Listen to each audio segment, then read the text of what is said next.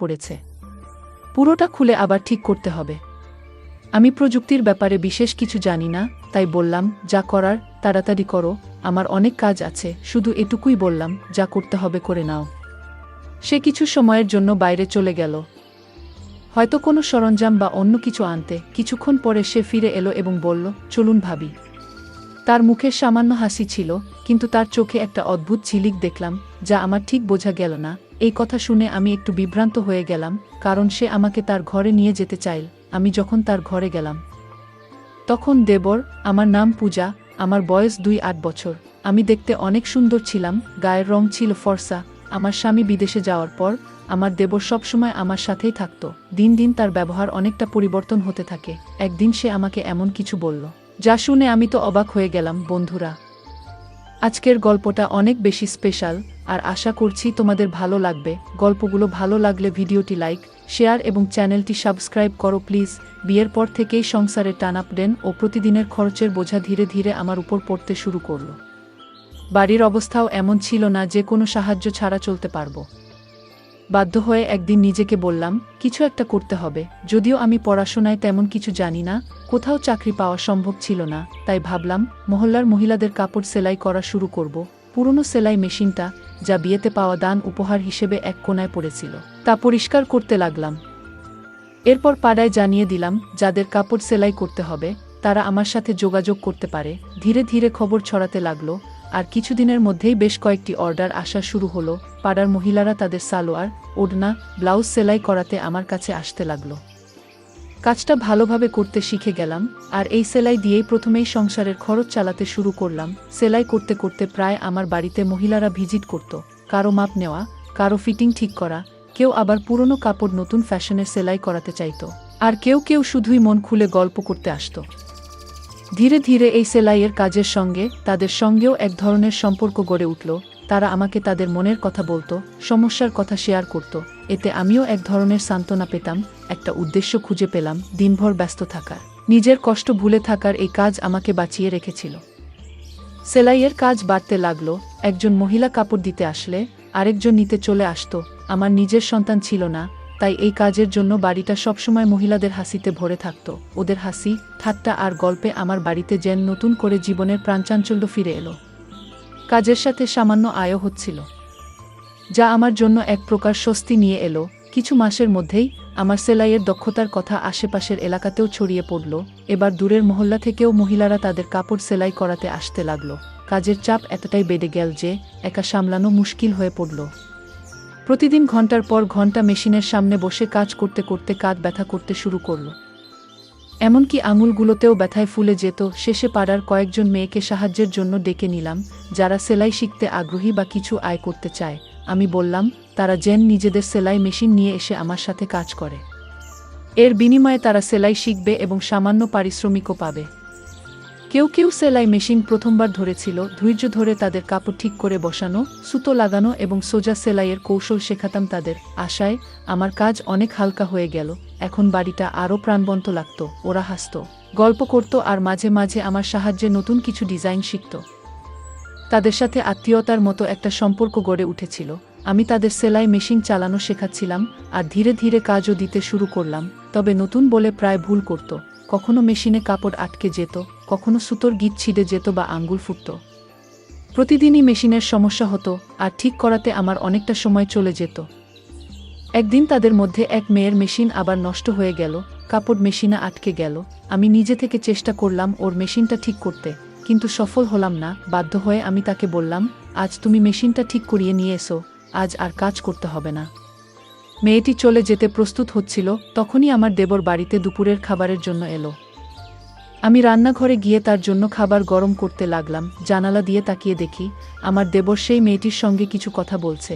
আমার দেবর মেয়েটিকে জিজ্ঞাসা করল, তুমি এত তাড়াতাড়ি ছুটি নিয়ে বাড়ি যাচ্ছ কেন? মেয়েটি বলল, আমার সেলাই কাপড় আটকে গিয়েছে, তাই মেশিন নষ্ট হয়ে গেছে। ভাবি নিজেই ছুটি দিয়েছেন, কাল বাইরে থেকে ঠিক করিয়ে তারপরেই কাজে আসব। মেয়েটির কথা শুনে আমার দেবর বলল, আরে বাইরে গিয়ে ঠিক করানোর কি দরকার, যখন বাড়িতেই লোক আছে। দেবরের কথা শুনে মেয়েটি থেমে গেল। সে বলল, তুমি যদি মেশিনটা ঠিক করে দাও তাহলে খুবই উপকার হবে, না হলে আমাকে বাবাকে বলেই বড় বাজারে পাঠাতে হবে। আর বাবাকে সাইকেলে মেশিন নিয়ে যেতে অনেক কষ্ট হবে। মেয়েটির কথা শুনে আমার দেবর মেশিনটা পরীক্ষা করতে লাগলো, বলল, তোমার মেশিনে তো মরচে ধরে গেছে, এটা পুরোপুরি আটকে গেছে, ভালোভাবে খুলে ঠিক করতে হবে।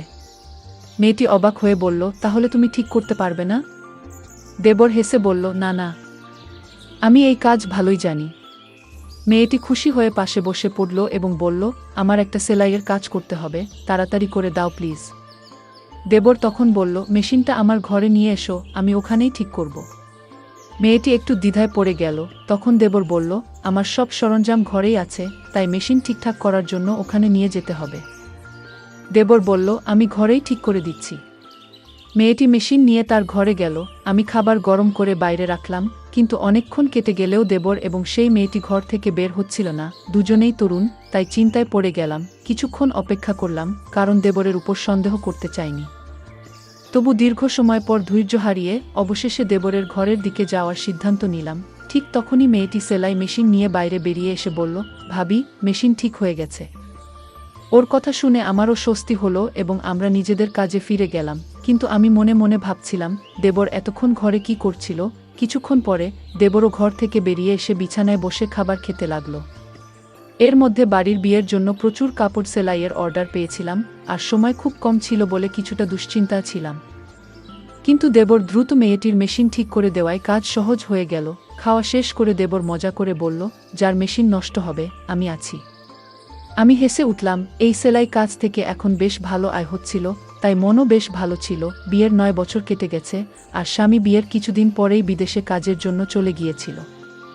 প্রায় 3 বছর ধরে সে দুবাইতে আছে। 6 মাস বা বছরে একবার ফিরত ছুটি পেলেই স্বামী বাড়িতে আসত। সপ্তাহখানেক থেকে আবার দুবাই ফিরে যেত। বাড়িতে শ্বশুর, শাশুড়ি আর এক দেবর ছিল। শ্বশুর শাশুড়ি ছিলেন বয়স্ক এবং প্রায় অসুস্থ থাকতেন। দিনের বেশিরভাগ সময় নিজেদের ঘরেই থাকতেন। দেবর খুবই ভালো ছেলে ছিল। বয়স মাত্র 20 হলেও সে নিজেই একটি দোকান খুলেছিল, যেখানে মেশিন মেরামতের কাজ করত। আমি ওকে বলতাম, তুমি এখনো ছোট, পড়াশোনা করাটাই দরকার। কিন্তু সে বলতো, ভাবি, সংসার তো চলাতে হবে, কতদিন আর সব দায়িত্ব ভাইদের উপর ফেলে রাখা যাবে? ভাই বিদেশে আছে, বাড়িটাও ভাড়ার।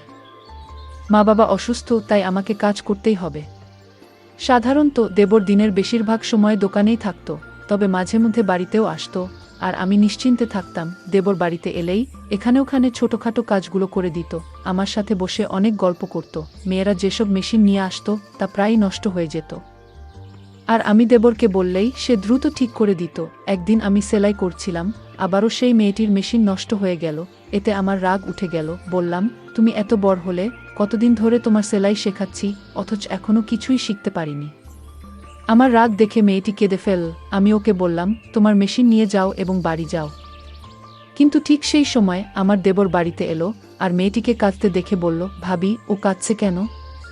দেবর আশেপাশের সব মেয়েদের চিনত, তাই ওদের ব্যাপারে খোঁজখবর নিত। আমি বিরক্ত হয়ে বললাম, এই মেয়েটি আমাকে খুবই বিরক্ত করছে। মনে হচ্ছে ওকে কাজ থেকে বাদ দিয়ে দিই। ইচ্ছে করেই মেশিন নষ্ট করে ফেলে। আমার কথা শুনে দেবর হেসে ফেল। আমি রাগের মধ্যে ছিলাম, তাই ওকে একটু বকাও দিলাম। দেবর বলল, ভাবি, এর কোনো দোষ নেই। আজকালকার মেশিনগুলোই এমন, সহজে খারাপ হয়ে যায়। পুরনো দিনের মেশিন কিনলে তার অনেক বছর পর্যন্ত কোনো সমস্যা হতো না। এখন তো সবকিছুই লোকাল মানের। দেবরের কথা শুনে আমি ওর দিকে তাকালাম। সে তখন পকেট থেকে মোবাইল বের করে বলল, ভাবি, দাদার কল এসেছে, আপনি কথা বলবেন, আপনার রাগও মিটে যাবে। স্বামীর কথা শুনে আমি হেসে ফেললাম। দেবর খুবই দুষ্ট ছিল। মাঝে মাঝেই আমাকে মজা করত। আসলে কয়েকদিন ধরে আমার স্বামীর সাথে কথাই হয়নি, হয়তো কাজের জন্য ব্যস্ত ছিল।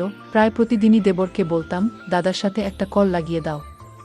কিন্তু সে প্রতিবারই বলতো, ভাবি, আজ মোবাইলে টাকা নেই, কাল কথা বলিয়ে দেব।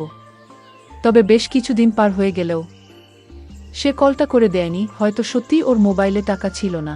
কিন্তু আজ দেবর আমাকে মোবাইলটা ধরিয়ে দিতেই সবকিছু ভুলে গেলাম। মোবাইল হাতে নিয়ে নিজের ঘরে গিয়ে স্বামীর সঙ্গে কথা বলতে শুরু করলাম। বহুদিন ধরেই কথা হচ্ছিল না, তাই অনেক প্রয়োজনীয় কথা বলার ছিল। প্রায় 5 মিনিট পর কথা শেষ করে যখন কল কাটতে যাচ্ছিলাম, তখন স্বামী বললেন, মা বাবার সাথেও একটু কথা বলিয়ে দাও। আমি মোবাইলটি নিয়ে শ্বশুর শাশুড়ির ঘরে গিয়ে আমার স্বামীর সঙ্গে কথা বলালাম। তারা বেশ খুশি হলেন। সেখান থেকে বেরিয়ে এসে দেখলাম দেবর বাইরে নেই। এক মেয়ে বলল, ও এখনও তানিয়ার মেশিন ঠিক করছে। আর ওর ঘরের দিকে ইশারা করল। আমি কিছুটা অবাক হলাম, কারণ এতক্ষণ ধরে ওরা ঘরের ভেতরেই ছিল। ঠিক তখন মনে পড়ল আমি এখনও দেবরের জন্য খাবার গরম করিনি। নিজের মাথায় হাত ঠেকালাম। স্বামীর সঙ্গে কথা বলার ফাঁকে দেবরের খাবার দেওয়ার কথাই ভুলে গিয়েছিলাম। দেবর যখন বাইরে এলো তখন আমি বললাম, তুমি বসো, আমি তোমার জন্য খাবার গরম করে আনি। কিন্তু দেবর বলল, না ভাবি, আমার পেট ভরে গেছে, আজ খাবো না।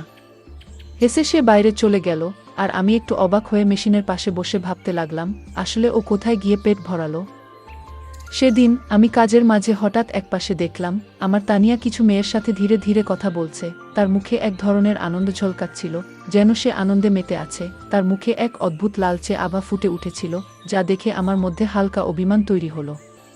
আমি এগিয়ে গিয়ে প্রশ্ন করলাম, তানিয়া, তোমার মেশিন ঠিক হয়ে গেছে? সে তাড়াতাড়ি মাথা নাড়ল। আমি তাকে বললাম, তাহলে এবার কাজটা ঠিকঠাক করো। আমার কথা শুনে সবাই নিজেদের কাজে মন দিল। কাজ করতে করতে আমি আমার স্বামীর কথা ভাবতে লাগলাম। বহুদিন ধরে আমি চাইছিলাম সে যেন কিছুদিন বাড়িতে থাকে। আমার মন খুব চেয়েছিল তাকে বাড়িতে দেখতে, কিন্তু সে বলতো যদি বাড়িতে আসি তাহলে বেশ কিছু খরচ হবে, তাই কিছুদিন না আসাই ভালো।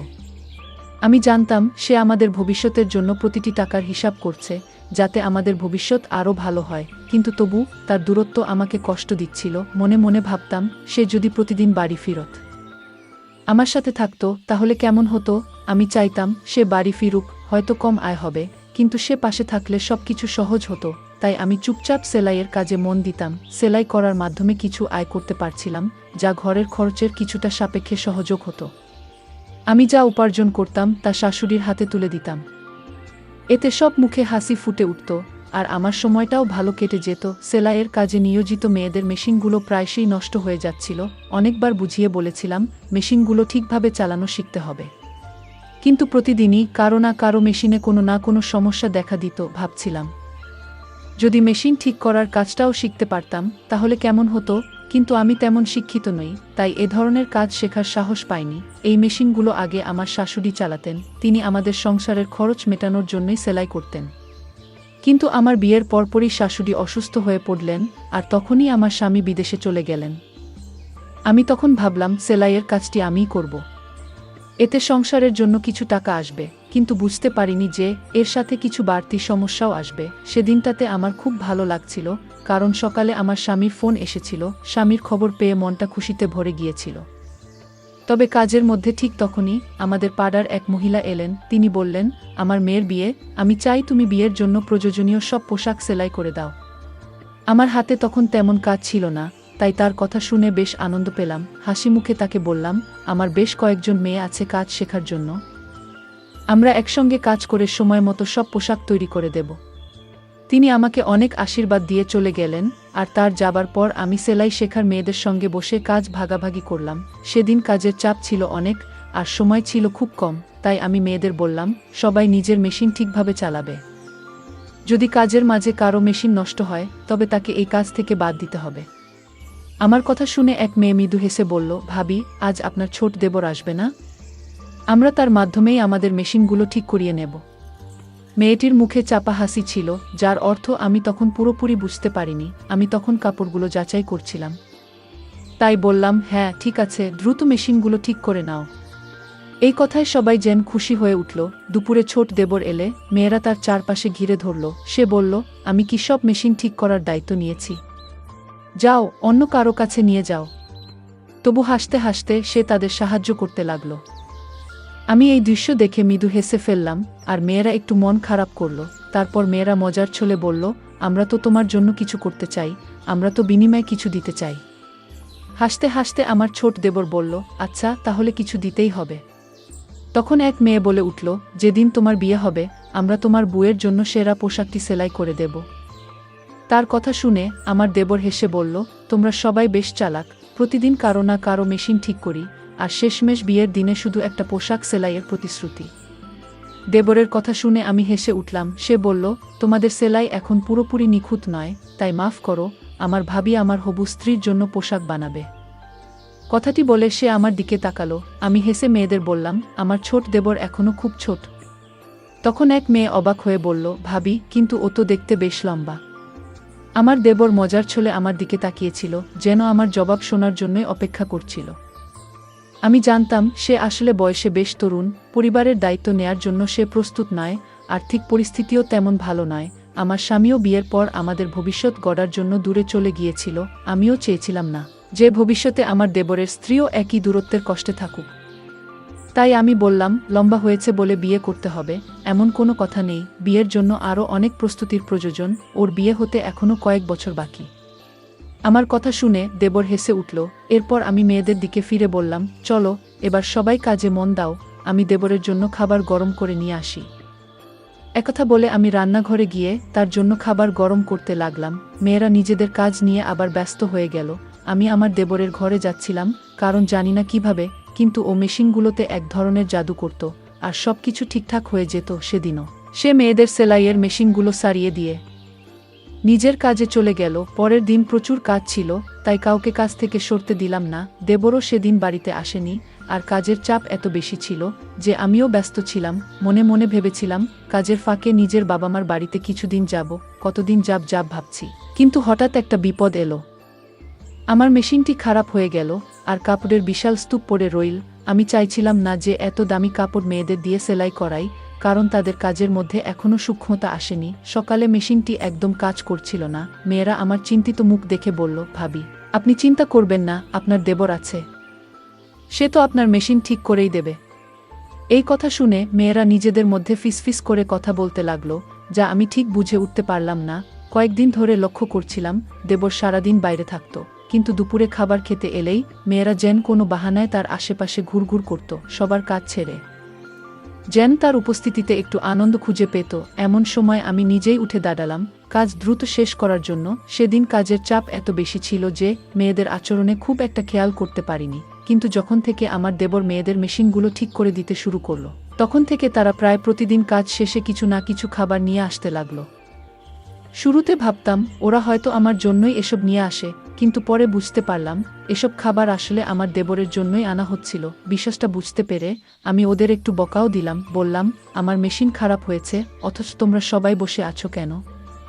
আমার কথা শুনে তারা চুপচাপ নিজেদের কাজে ফিরে গেল, আর আমি অপেক্ষা করতে লাগলাম দেবর কখন বাড়ি ফিরে আসবে। দুপুরেই তার বাড়ি ফেরার কথা, কিন্তু তখন পর্যন্ত ধৈর্য ধরে অপেক্ষা করতে লাগলাম।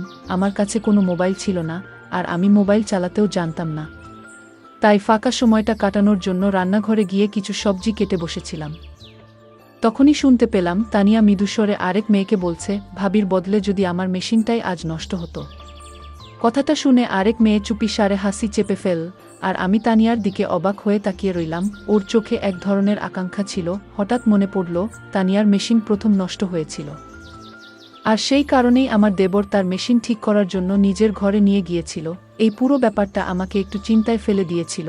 দুপুরের দিকে আমার দেবর বাড়ি এলো, আমি তার জন্য অপেক্ষা করছিলাম। সে বাড়িতে পা রাখতেই আমি বললাম, আজ আমার সেলাই মেশিনটা নষ্ট হয়ে গেছে, তাড়াতাড়ি এটা ঠিক করে দাও। আমি মেশিনের দিকে ইশারা করলাম, আর সে একবার আমার দিকে তাকিয়ে মেশিনের কাছে গেল। আমি বললাম, আগে ঠিকঠাক কাজ করছিল, কিন্তু আজ সকালে দেখি কাপড় আটকে যাচ্ছে। দেবর মেশিনটা চালিয়ে দেখে বলল, ভাবি আপনার মেশিনে তো মরচে ধরেছে, পুরোটা খুলে আবার ঠিক করতে হবে। আমি প্রযুক্তির ব্যাপারে বিশেষ কিছু জানি না, তাই বললাম, যা করার তাড়াতাড়ি করো, আমার হাতে অনেক কাজ জমে আছে, দেরি হলে আর সেই পাড়ার মহিলা কাজ নিয়ে আসবেন না। আমার কথা শুনে দেবর আশ্বস্ত করে বলল, ভাবি আপনি চিন্তা করবেন না, আমি আছি তো, আমি ঠিক করে দিচ্ছি। এটা বলেই দেবর মেশিনের বিভিন্ন অংশ খুলতে শুরু করলো। কিছুক্ষণ পর সে বলল, ভাবি এভাবে ঠিক হবে না, মেশিনটা আমার ঘরে নিয়ে যেতে হবে। তার কথা শুনে আমি একটু অবাক হলাম। জিজ্ঞেস করলাম, ভেতরে এমন কি আছে যা এখানে নেই? আমার প্রশ্নে সে কিছুটা অপ্রস্তুত হয়ে বলল, ভাবি আমার সমস্ত টুলস ভেতরেই রাখা, তাই মেশিন সেখানে নিয়ে যাওয়া ছাড়া আর কোনো উপায় নেই। তখন আমি বললাম, আমি তোমার সমস্ত টুলস বাইরে নিয়ে আসি। কিন্তু সে বলল, ভাবি সেগুলো খুব ভারী, আপনি একা তুলতে পারবেন না, মেশিন ঠিক করাতে চাইলে ঘরেই নিয়ে যেতে হবে। তার কথা শুনে আমি কিছুটা অনুভব করলাম, কারণ আজই আমার মেশিনটি ঠিক করানো দরকার ছিল। তারপর কোনো উপায় না দেখে মেশিনটি তার ঘরে নিয়ে যাওয়ার জন্য রাজি হলাম। অবশেষে দেবরের কথামতো আমি মেশিন নিয়ে তার ঘরে গেলাম, কিন্তু সেখানে সে এমন একটি কথা বলল যা শুনে আমি অবাক হয়ে বাইরে বেরিয়ে এলাম। তার কথাগুলো কিছুতেই মেনে নিতে পারছিলাম না, কারণ আমি তার ভাবি। দেবর তখন দোকানে চলে গেল, আর আমি সোজা শ্বশুর শাশুড়ির ঘরে গেলাম এবং তাদের পুরো ঘটনাটি বললাম। শাশুড়ি বললেন, ছোট ছেলে না বুঝে হয়তো এভাবে বলেছে, আমরা তাকে বুঝিয়ে দেব। কিন্তু আমি বললাম, আপনারা যাকে ছোট বলছেন সে এখন প্রাপ্তবয়স্ক, এরকম কিছু ঘটার আগেই ওর জন্য কোনো ভালো মেয়ে দেখে বিয়ে ঠিক করে ফেলা উচিত। শাশুড়ি চিন্তিত হয়ে বললেন, কিন্তু মেয়ে কোথায় পাব? আমি হাসি চাপিয়ে বললাম, এই নিয়ে ভাববেন না, আপনার ছোট ছেলে ইতিমধ্যেই নিজের পছন্দের মেয়েটিকে ঠিক করে ফেলেছে। আমি শাশুড়িকে কথা জানালাম। শাশুড়ি ও শ্বশুর অবাক হয়ে তাকালেন। পরের দিন তারা দেবরের সঙ্গে কথা বললেন এবং যখন তানিয়ার প্রসঙ্গ তুললেন, দেবর যেন সেই কথার জন্যই অপেক্ষায় ছিল। সে হাসি মুখে আমার দিকে তাকিয়ে জানিয়ে দিল যে সে রাজি। কিছুদিন পর আমি নিজেই তানিয়ার বাড়িতে গিয়ে তাদের সঙ্গে এ বিষয়ে কথা বললাম। তাদেরও আপত্তি ছিল না। কয়েক মাসের মধ্যেই আমার দেবরের বিয়ে সম্পন্ন হয়ে গেল। এই ঘটনায় বুঝেছিলাম, ছেলেরা যখন নিজেরা নেয় তখন তাদের পথ দেখানোই ভালো। ছেলে বা মেয়ে যখন প্রাপ্তবয়স্ক হয়ে যায় তখন তাদের বিয়েতে দেরি না করাই ভালো, না হলে নানা সমস্যা দেখা দিতে পারে। তানিয়া যখন আমাদের বাড়িতে বউ হয়ে এলো তখন সে আমার সঙ্গে মিলে সেলাইয়ের কাজে হাত লাগালো। আমাদের বাড়ির আয়ও এতে দ্বিগুণ হলো। গল্পের মূল চরিত্র পূজার জীবন নানা চ্যালেঞ্জে পূর্ণ।